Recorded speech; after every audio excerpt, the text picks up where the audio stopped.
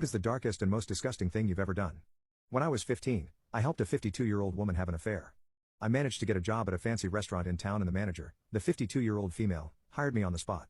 After about 2 months of her casually flirting with me at work, she ended up texting me one night. The conversation started off fairly normal with the majority of the topic being work-related. She then went on to say we had a great working relationship and flirting with me was fun. She said it made her feel young and I was someone she would have pursued when she was 16. She stated we could keep flirting as long as no one at work found out or knew we were texting back and forth. I told her I was okay with that and then she asked me if I could keep more than one secret. Of course, I told her I could. She proceeded to send me pictures of her in the shower and videos of her going to town on herself. I was 15 and my PP was stiffer than a white person trying to dance. She asked if I liked what I saw and obviously, I told her exactly how my second brain was thinking. We did for about 2 weeks. Then one night at work, her and I were both closing the restaurant.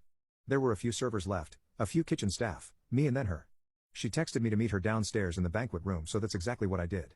She heard me coming down the stairs and sent me a second text telling me to meet her in the wine cellar, so I did that as well. The minute I walked in, she had her top off, honkers out and she went directly for my belt. I got neck there and then, and oh God was it amazing. She continued to do this almost every night, for weeks. She started scheduling me to close almost every night so she could keep doing this. My parents asked me several times why the managing staff insisted on me closing, especially on school nights. I told them I got extra pay and they never got wise. This eventually turned into her telling me her husband's work schedule and asking me to come over when he was out of the house or at work. Also, she had 2 kids and her oldest son was 1 grade below me at a neighboring school. We knew each other through sports. So, I finally gained enough courage to actually go to her house one afternoon. Her husband was gone and her kids were out of the house. She had both of us unclothed within the first 5 minutes. The first time we reached home based, I asked her where she wanted me to unload, and she flat out told me inside me. I told her I was worried and she said she would handle it and not to worry. So, I wasn't thinking of the possibilities at this point and I did exactly what she told me to. I was 15, had my V card, and this is like every teenage boy's fantasy. I lasted all of about 30 seconds and unleashed the biggest load of my life. She didn't think anything of it and loved every second. We did the deed 3 more times within the hour and I never took it out once.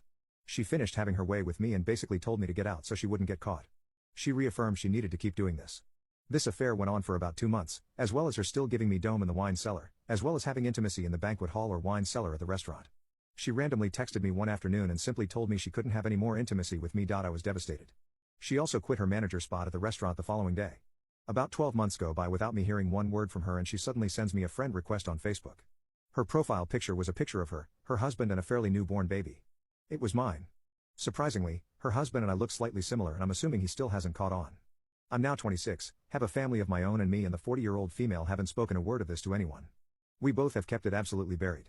Athletes, what are your pregame hacks to always perform well for a big game? I'm the starting senior quarterback for my high school football team, and I recently got recruited to play D1 football. I've been playing football since I was 4 and for years. My free time consisted of doing shuttle runs, 3-cone drills, bench pressing, etc. My end goal being to go D1 for college football. I would push myself physically for hours on end every day, and with all of this vigorous training, you'd think I'd be tired and able to sleep easily, but it was actually the hardest part of my day. At the start of preseason, I was at the gym religiously, obsessing over my workouts and practicing with my team. However, something changed one night after a particularly hard day. My body forgot how to shut down properly and it took me hours to fall asleep. At first, I thought nothing of it because a little less sleep never hurt anybody. Except that after only a few hours of sleep every single day, I was so out of it that I kept dropping the snap, and playing much worse overall. I thought the reason for this was nerves about the upcoming season, and the pressure to be the best, but whatever it was, I needed to fix it immediately. So, I tried various methods to get me back to my peak performance, like meditating, taking hot baths, and cutting caffeine, but nothing seemed to work. I was searching to find that one thing that would cure my lack of sleep. Little did I know, a single conversation was all it would take to change the trajectory of my football career. It was the first practice that my coach put the second string quarterback in over me. I could tell he was really disappointed and he asked why I was suddenly wasting my potential. I really didn't want him to think that, so I finally fessed up about my sleep problems and how nothing I had tried worked. He said that this wasn't worth making a fuss over,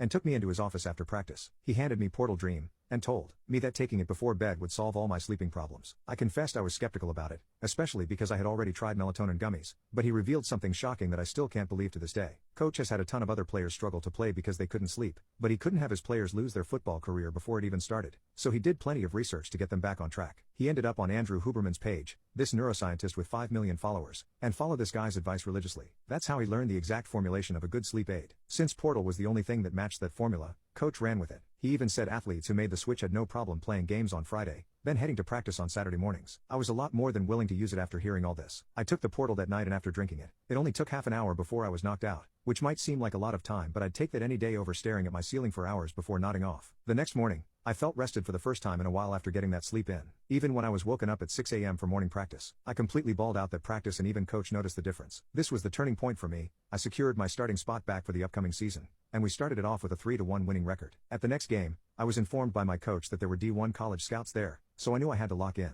I stocked up on carbs, got some extra conditioning in, and took Portal Dream literally at 8 p.m. The next day, we ended up getting the W after a blowout win, and I had 4 passing touchdowns. Then, the scout who I had been in contact with came up to me and offered me a spot on their team next year. I officially signed the document to commit there a few days ago. Little girl keeps calling my number insisting I'm her father. Morning, Dad. The little girl sounded so excited. Gently, I explained she had the wrong number. Nuh-uh, was all she said before hanging up. I set the phone on the desk, half chuckling. 3 days later, the phone buzzed again. With my free hand, I answered while my wife, Alex, held onto the toilet seat for dear life. Hi, Dad. The girl yelled, her voice bursting with joy. Like before, I explained she must have gotten the numbers mixed up.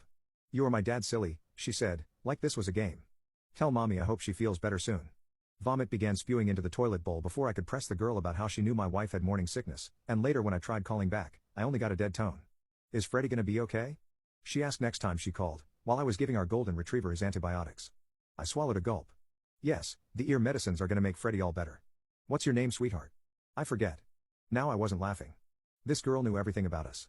In another few weeks, right about Alex's due date, the mystery girl called yet again. Tell mommy I'm super duper excited to meet her, I said. Tell me, pet, where are you calling from? The other place. Where's that? I don't know. Well, how'd you get there? I was in a puddle and it was cold and I was crying. Then I woke up here. And what does the other place look like? All black and squiggly. And are you alone? Is there anybody else there? Only Mr. Bones. Who's Mr. Bones? He's like a skeleton with a creepy smile. Except scary. Is he with you now? No. He kept laughing about how he wants to hurt people, so I ran until it got warm and then I saw you clipping Freddie's nails. That's how I knew you'd be a good daddy, so I stayed here. I can't wait to meet you and mommy and Freddie. Click. I swallowed a gulp. I'm not saying I believed in reincarnation, but I almost did. But, really, would it be so terrible if this all turned out to be real? There's something beautiful about our children choosing us. My daughter was born 7 pounds and 2 ounces, in a delivery that went about as smoothly as you could reasonably hope for. Back home, as I watched her dream in her cradle, I wondered what might happen when she grew up. Would she recall echoes of our past conversations? Would she have the same innocent voice? Imagine my surprise when the girl called again later that very same night. She was hysterical, so I begged her to calm down and explain what happened. He tricked me. Who did? I asked, confused. Mr. Bones. He knew where I was. Sweetheart, don't panic. I'm sure it's going to be okay. No, it's not. Why not? Because he's the one who was born. I sent an anonymous letter to my disgusting dad to F with him. My dad is a child lover. He mistreated all of his children from his first 2 marriages. He started roping them when they were 1 to 2 years old. However, within the community, he is seen as a great guy. Well loved and respected by others. He has gone to great lengths to keep up these appearances. He is a retired cop and devout evangelical Christian. His 3rd wife, his 3rd set of children are all, seemingly unaware of the things he imposed upon his children from his first 2 marriages. He has 7 children total from all of the marriages. I am a child of his 2nd marriage. I suffered a lot of rope at his hands. He has, to my knowledge, kept the child of his 1st marriage, a secret from his 3rd wife and all of my younger siblings. My dad is full of secrets. I have been no contact with him and most of my biological family for many years. My dad would tell me when I was young that if anything got out about his behavior, he would take his life, placing the burden on my shoulders. If I told anyone, he'd die and it would be my fault. I have kept his secrets for the past nearly 40 years. But, over the past couple of years I've been in therapy. It's helped me work through a lot of shame and guilt. But now, the predominant feelings I have are rage and a need for justice. But justice is impossible, as the statute of limitations has long expired. Thus, I got an idea. I decided I was going to make it my mission to F with him. I want him afraid. I want to cause him to feel fear, anxiety and paranoia. I want to F with his head. I do not care if it results in his demise. I'm sitting here with a bowl of popcorn just watching, and waiting, to get to the good part. So, I sent him a card. Mailed from a faraway post office, obviously without a return address. On the front of the white card, in plain black font, it just said thinking of you, and had a simple line drawing of a flower, one that is, in fact, poisonous. Inside the card, in heavily altered handwriting, I wrote, I remember what you did, do you? But, I also included a page torn from a Bible. The page was from Luke.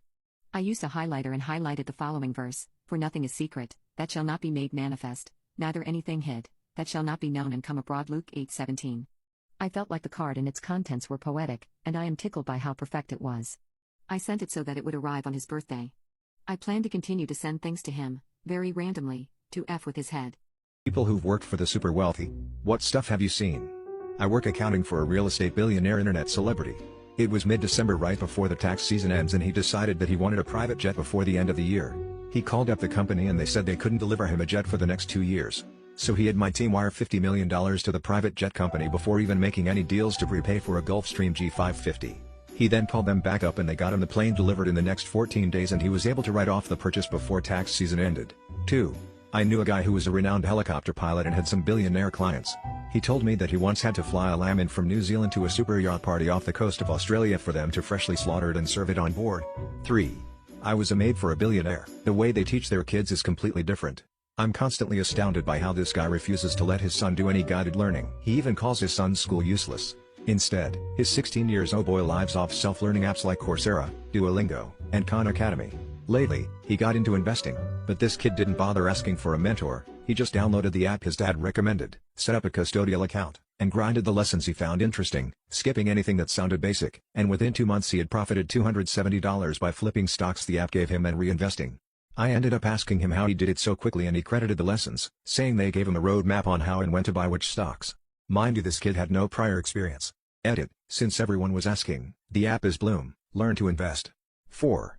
A friend did some work on Sylvester Stallone's home. Apparently there's a ton of statues and art of himself, some of which are naked and very well endowed. 5.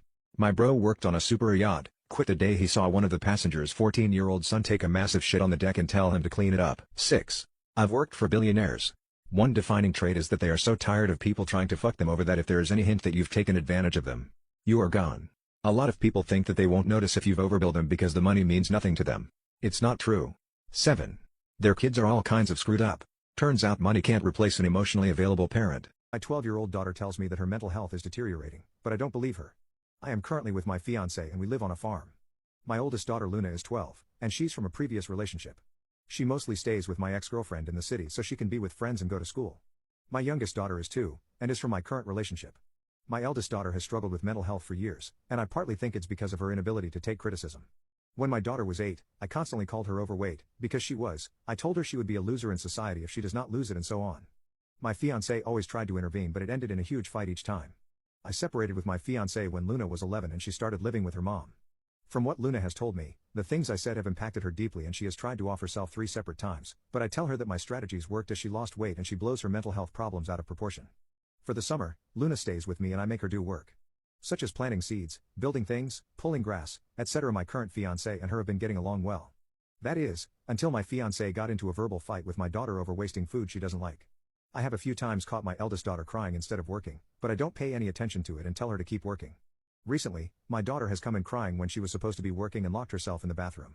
I went to comfort her and she told me, my mind is telling me scary things.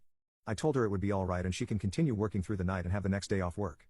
Recently it happened again, but I need her to get her work done so I told her to push through it and keep working. Luna has been pretty dull and upset lately, and whenever I give her tasks she seems on the verge of tears. She always seems to be in her own head and wanting to be left alone. I'm sure she's fine, but I can't help but think that it may be my doing. That sounds extremely wrong, but is actually correct. Before freezing to death, people tend to remove their clothes. Yes. This is called paradoxical undressing, a phenomenon frequently seen in cases of lethal hypothermia. Shortly before death, the person will remove all their clothes, as if they were burning up, when in fact they are freezing. When people feel cold, the most important thing is to ensure the function of the brain, internal organs and other major organs, so the blood vessels at the ends of the body will automatically contract to ensure adequate blood flow to the major organs. In this state of stress for a long time, the muscles that contract the blood vessels fall into fatigue and can no longer work, and must take a calm rest. The peripheral blood vessels on the surface of the body will all open, blood will quickly flow to the end of the limbs, and the long-term cold limbs will be immediately filled with warm blood, resulting in the illusion of very hot. When this signal is sent back to the brain will send the wrong instructions to the body, so that people may think that it is really hot. Take off all the clothes. At this time, people who are on the verge of dying get up and struggle to undress, thinking that undressing is good.